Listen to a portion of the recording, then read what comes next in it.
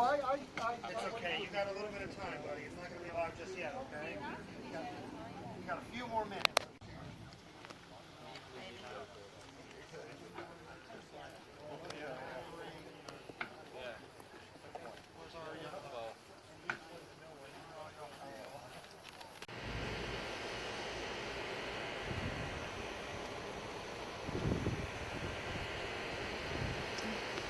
Along the road you've just gone. That is the magnetron, the army of the bull side in the area of old times. The Union Army, the Northerners, the Yankees, they call the battles here Bull Run after a nearby stream. Union was the following day.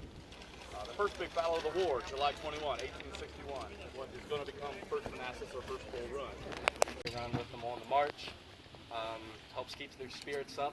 Because if you're marching for upwards of 20 miles a day and you don't have any music to keep you in step, those 20 miles can feel like 40 or even more. So one thing that helped a lot of troops' spirits would have been patriotic tunes. And one of those we're going to play for you right now. You probably recognize it.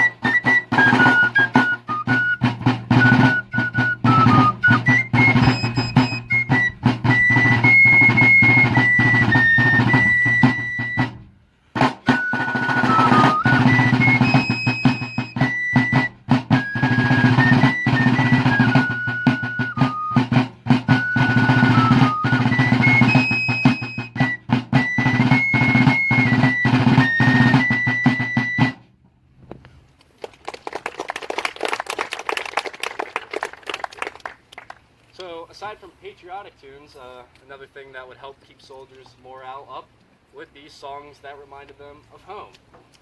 And what's the one thing that a lot of soldiers are going to be thinking about? There is a possibility of explosion, i.e. a pipe bomb. Once they are finished, the last activity after they finish priming their weapons is they will automatically take it back to the shoulder.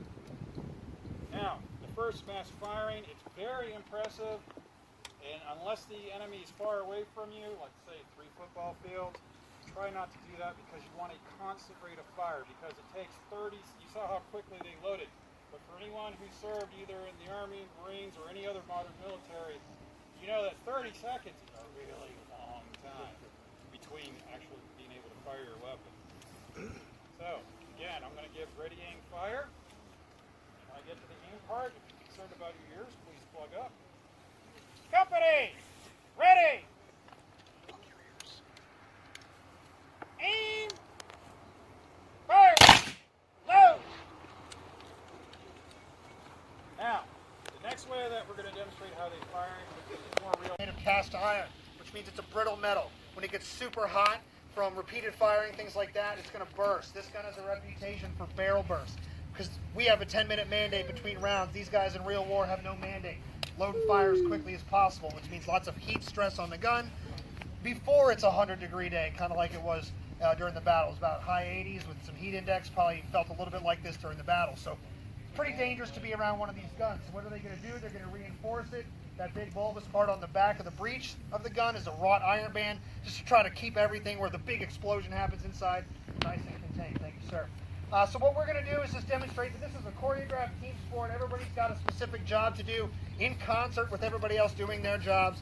So you can see how this this big tool of destruction goes off. One gun by itself, obviously called a gun in the Civil War. When we say things like gun, we're talking cannons. If we're talking rifles or other things, we're talking the word rifle. So when you hear us say gun, we're talking about this big one. So a single gun is a gun, 2 together is a section, 3 or more together is a battery. Confederate batteries operated in groupings of 3 to 4, Union batteries in 4 to 6.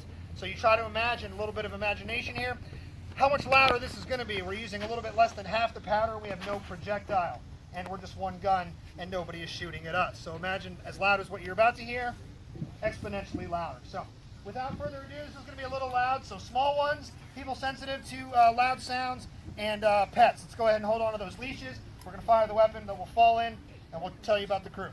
Cannoneers, to your post! Shell, 1,000 yards, load!